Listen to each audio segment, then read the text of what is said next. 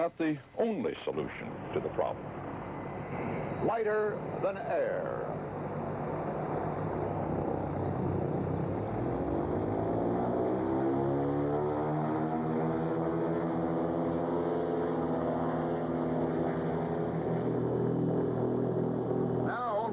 Public relations blimp flies over our cities. But there was a day when these lighter-than-air craft promised to be the sailing ships of the sky. In the 1920s and 30s, there were the huge, rigid airships, some more than 3 city blocks long. The Graf Zeppelin and the Hindenburg symbolized the height of modern luxury travel. America's Akron and Macon bespoke proof of military power in the sky, a sort of floating hangar from which to launch and pick up planes. But the rigids were vulnerable to extremes in weather, which could leave them as twisted and limp as dish rags, and when hydrogen was used instead of helium, to conflagration and the tragedy of the Hindenburg. The rigids would disappear, but in the 40s, the Navy found a use for the smaller, non-rigid dirigibles, the ones that were only as big as a football field. Blimps became an integral and very successful part of our anti-submarine patrol program during World War II and beyond. But when America entered the age of jets and satellites, blimps began to look unbearably old-fashioned. The last Navy airships were retired in 1962. Now we're in the energy-conscious 80s, and many around the world think the time is right to reintroduce the concept of the airship for long-range luxury passenger travel, or for freight transport, or in its old guise as a patrol and surveillance vehicle. To help the Coast Guard, for instance, whose territory covers millions of square miles of ocean. According to Goodyear, an airship's low fuel consumption and its ability to stay on patrol for days at a time makes it an ideal platform from which to coordinate search and rescue missions and the interception of suspected drug smugglers or illegal aliens. The Coast Guard says yes, it is interested in the concept as well, but budget cuts have restricted most of the research and development programs. To Goodyear pilot Patrick Henry, who used to fly the Navy blimps, it may be just a matter of time. It's going to take a re-education of a lot of people and somebody with some foresight to get the whole thing started again. Airship has its place. It can do a job. If you put the modern-day, state-of-the-art equipment and technology into a modern-day airship, you would have a machine that would be able to do even a lot more than people can even imagine it could do.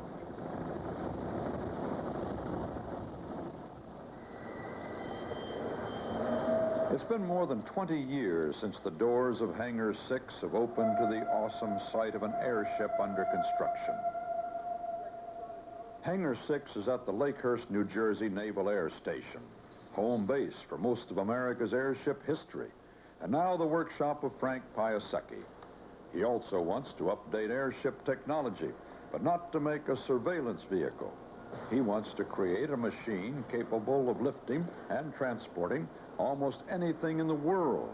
Whole trees, assembled oil rigs, even complete buildings. He calls his heavy lift vehicle the Helistat. The prototype is now being built using an old blimp envelope that Navy pilots saved from the scrap heap and some surplus helicopters. Piasecki's plan is to take 4 helicopters, connect them together so that they will operate in tandem, and sling them under the 340-foot bag filled with helium. The buoyancy of the helium will lift the helicopters so that the helicopters can lift the payload. The number one technical thing that the Helistat achieves is the increase in the capacity of vertical lift.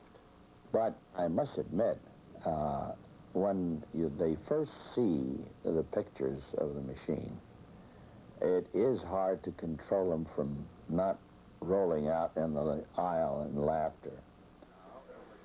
But then people laughed at Piasecki 30 years ago when he was one of a handful of men who had this idea about a flying machine that would go straight up and down and hover. Today, Piasecki design helicopters are the workhorses of heavy industry. But there are some jobs, like the moving of structures that weigh more than these do, or the transportation of timber out of the remotest corners of the Northwest, that still cannot get done. The lifting power of a helicopter is limited by the strength and weight of its material, and so even the biggest cannot lift more than about 15 tons. That's why the U.S. Forest Service wants Piasecki's Helistat. It will lift up to 24 tons. And according to its irrepressible creator, Why aren't other people we're trying to seeing do just what they the are? beginning. There are people all over the world that are trying to figure out how to get heavier lift. And the brothers and sons and grandsons of this machine will allow things 100 tons, 120 tons in one piece to be brought into position. Frank Piasecki's competition for the heavy freight market may come from a young design group in Ottawa, Canada. Are you ready, Judith? The aerospace community doesn't know what to make of it on the first cut. They just don't know what to make of it. It doesn't make aerospace sense to look at. The most recent comment I heard was, it looks unbelievable. How can it fly? It's like the Twilight Zone.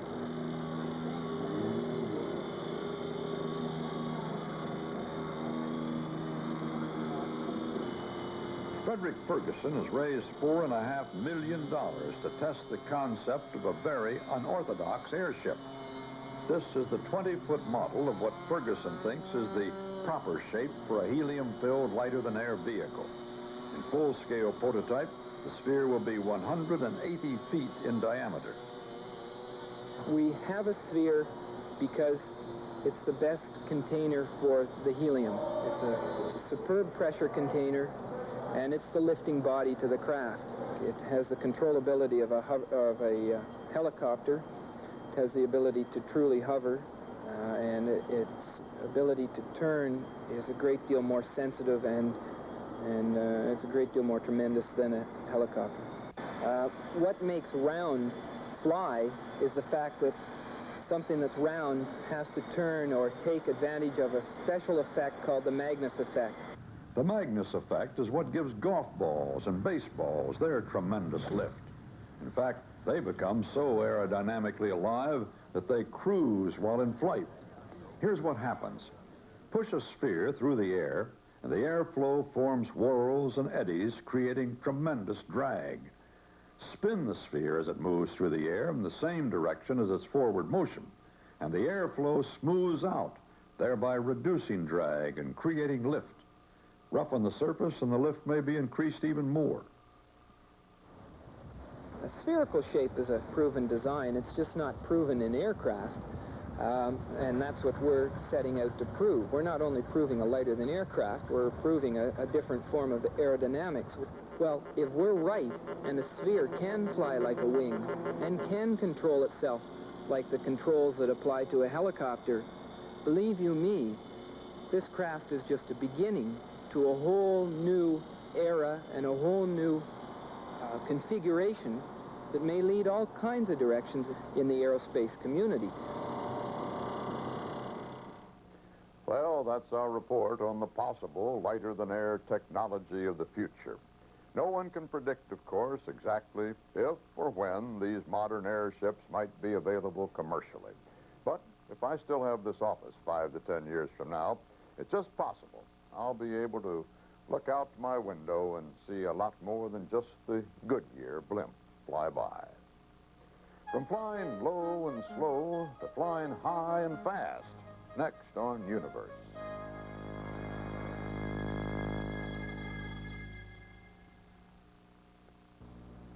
We made our Heinz ketchup strainer test even tougher. We've lined the 3 strainers with a popular coffee filter. Think that would keep the competition from running? It should. Nope. Same results. Heinz thicker ketchup still wins. Seeing is believing. But here's where the thickness pays off. Seeing is believing, but tasting is proof. Heinz is the best tasting ketchup. Heinz, America's thickest, best tasting ketchup. Time magazine calls it a vision of the movie's future, sights that no eye, no camera has ever before beheld. UPI finds it utterly new, vividly exciting, a trip and a half. Newsweek describes it as somewhere you've never been, a brave new world set inside a computer. No movie has ever looked like this before. Omni calls it an imaginative, spectacular film. Tron, rated PG, now playing at a theater near you. Check local listings. It's about time, and distance too, but mostly time. It's about Concorde, that needle-nosed, slender, supersonic tube. The ultimate in high-tech travel, faster than a rifle bullet.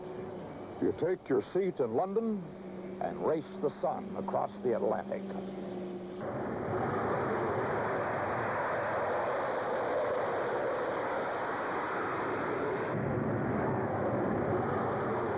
Concorde wins that race, doing best what transportation is supposed to do. Bring the world together by shrinking travel time. It flies the ocean in half the time that most planes take and beats the sun to New York. Only Britain and France fly SSTs commercially. Russia's version, the Tu-144, suffered a tragic accident at the Paris Air Show, crashing shortly after takeoff. Here in the United States, financial and environmental arguments finally resolve themselves into one of the few times that we as a society have said that bigger or faster is not automatically better. Congress said no to the SST in 1971, killing its funding. But that was more than a decade ago. Now some people ask, was that a correct decision? Surely a good case it can be made that it was correct to have killed it, but it was killed for the wrong reasons. Richard Fitzsimmons was part of the original SST research at Boeing. The only mock-up of that design now sits in a financially troubled air museum in Florida. Testimony to the public and political concerns over airport noise, ozone depletion, and sonic boom. Fitzsimmons now heads advanced research at McDonnell Douglas. They were all critical issues and had to be addressed, and the airplane was weak in many of them. But as a research tool, it could have explored them at the time. After the SST was killed, Congress realized it was throwing the baby out with the bathwater and agreed to provide money to finish the research work that had been started. NASA coordinated those efforts. Bill Aiken heads research into high-speed flight for NASA. If the industry design teams were allowed to disband, there would never be a chance to have supersonic technology in place for either a commercial SST or any potential future military applications. Until last year's federal budget cuts finally killed all SST research money, $10 to $15 million a year was spent to develop SSTs that would make no more noise on takeoff than today's jumbo jets, to improve aerodynamics, size, and fuel efficiency, and to develop variable cycle engines that work at supersonic speeds but save fuel at subsonic speed. But that's not what's flying. The Concorde is a beautiful machine, but a financial albatross. Remember, this engine was designed over 17 years ago. It was designed for a time when fuel was cheap. It was designed for an age when people weren't too concerned about noise.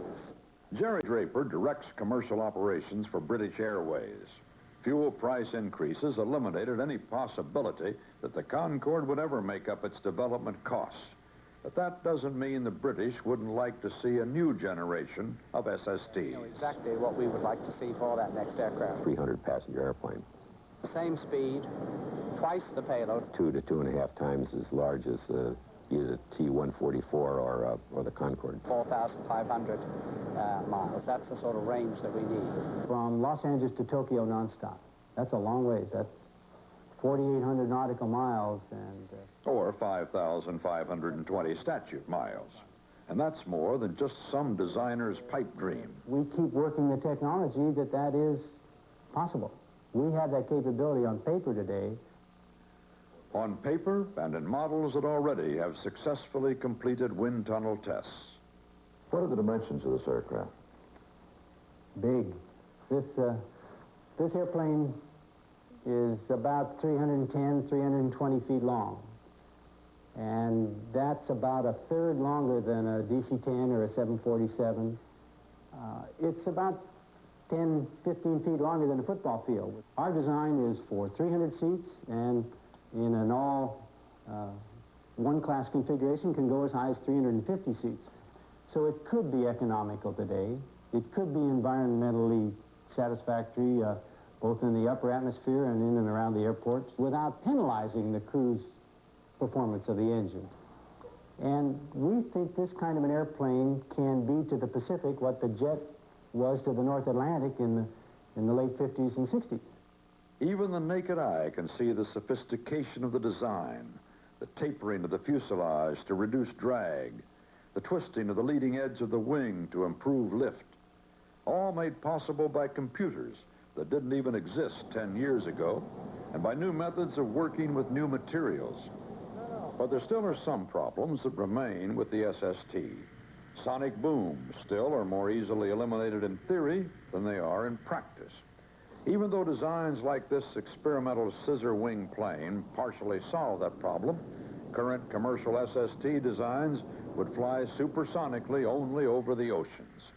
As far as SSTs damaging the Earth's ozone layer, the latest studies indicate that this might not happen, that earlier estimates of damage were exaggerated, perhaps very exaggerated. And there's another problem, one that could easily prevent this plane from ever being built: economics. This is a bad time for the airline industry, a bad time to try to sell the idea of a plane that would cost $100 million a copy, $30 billion for a projected fleet of 300 planes, even if they would represent the state-of-the-art in airplane design. But it would seem that there are more than just commercial possibilities here. Is there no military application for this? I should think rapid deployment forces would love to have an aircraft like that. I think so too, but we've been unable to spark anything with the Defense Department planning people. They're the guys that have to decide what the military utility is. In my own view, this would serve as could serve as a high-speed transport for small equipment and troops to trouble spots around the world. There are potential applications from the standpoint of using it as a high-speed bomber with considerable payload and long endurance. And an SST could be used to launch missiles. Of course, the real payoff for supersonic transport is the productivity. In other words, seats times miles per hour. Military and commercial applications are intertwined in this research, and military development apparently is the focus of Russian SST efforts. The U.S. Air Force flies what is currently the fastest plane in the world, Lockheed's SR-71 reconnaissance plane, whose exact speed is classified, but it's well in excess of 3 times the speed of sound. Lockheed's commercial research concentrated on an even faster plane, a hypersonic transport that would carry hundreds of passengers at more than 5 times the speed of sound. Liquid hydrogen engines that haven't yet been developed would be necessary to power such an airplane, but scale models of them already have been successfully tested. We're 20 years away from being serious about building a hypersonic transport. But the technology base is beginning to build for the possibility of building a research vehicle. And the technology for the SST is a lot further along now than it was in 1971, when the American SST was killed. In the early days, we didn't have the technology, we had the money. Today, we have the technology, we know how to do it, but we, the nations of the world, don't really have the funds to put into it at this time of world recession. 10 years too late, at least on paper and in wind tunnel models, we finally seem to have developed an efficient, economical, supersonic transport.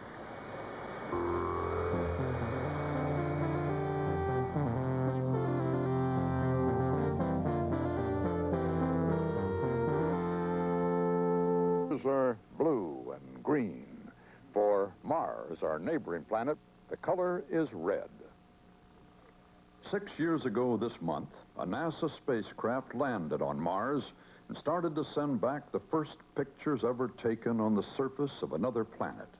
And this is what we saw, a rock-strewn, rust-colored desert landscape. Mars really is red. As the spacecraft raced toward Mars, we saw details on the surface invisible from Earth. There are no canals. Instead, there are giant volcanoes that dwarf Mount Everest. The largest would cover Missouri. There is a huge canyon that would stretch from New York to Los Angeles and make the Grand Canyon seem like a mere ditch. About half of Mars is old land that has been eroded by wind and cratered by meteorites. And there are also channels that look like dry riverbeds, that look like they were cut by water. Planet-wide lava flows may have driven most of the water of Mars into space or locked it into the red rocks.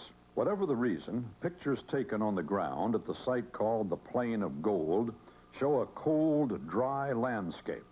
Trenches dug in the soil by the Viking lander more than 5 years ago remain unchanged. Nothing moves here except shadows and a thin, cold wind. At a second landing site near the North Polar Cap, frost comes and goes each year. At neither place have ingenious experiments been able to find any traces of life. Some scientists speculate that perhaps 1 billion years ago, Mars was very much like Earth. Blue water, blue skies, and perhaps even green growing things.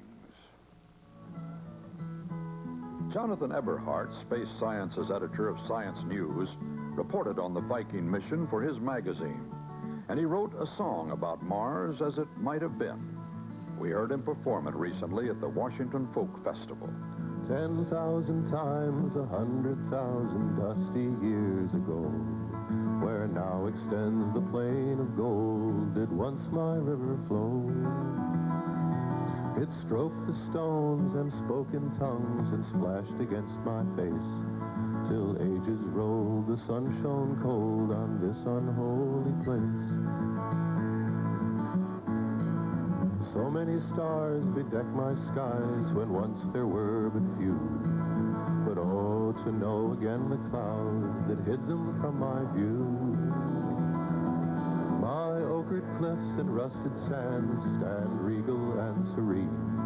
But oh, my wan and wasted world, I miss your blue and green.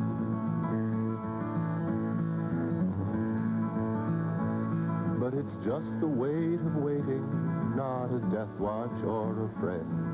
Tomorrow has a starting, as does yesterday an end. For the water of my river and the air that was my wind, though bound in rocks and wintry wastes, I pray may flow again.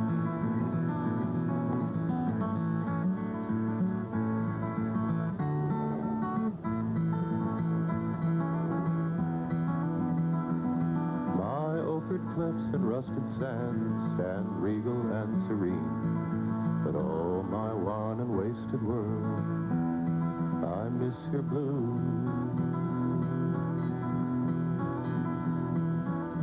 and green.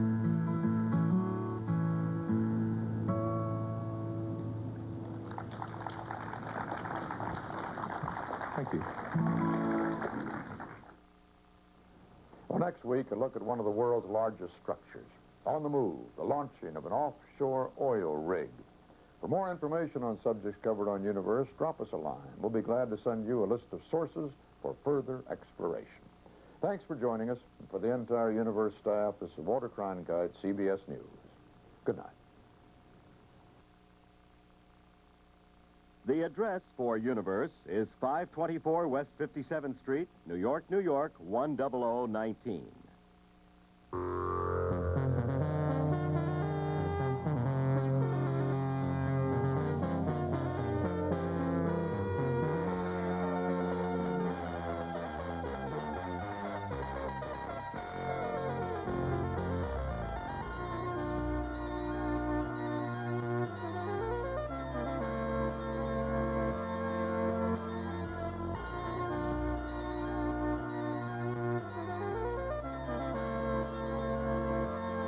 Stay tuned as Anthony Quinn and Jacqueline Bissett star. We're going back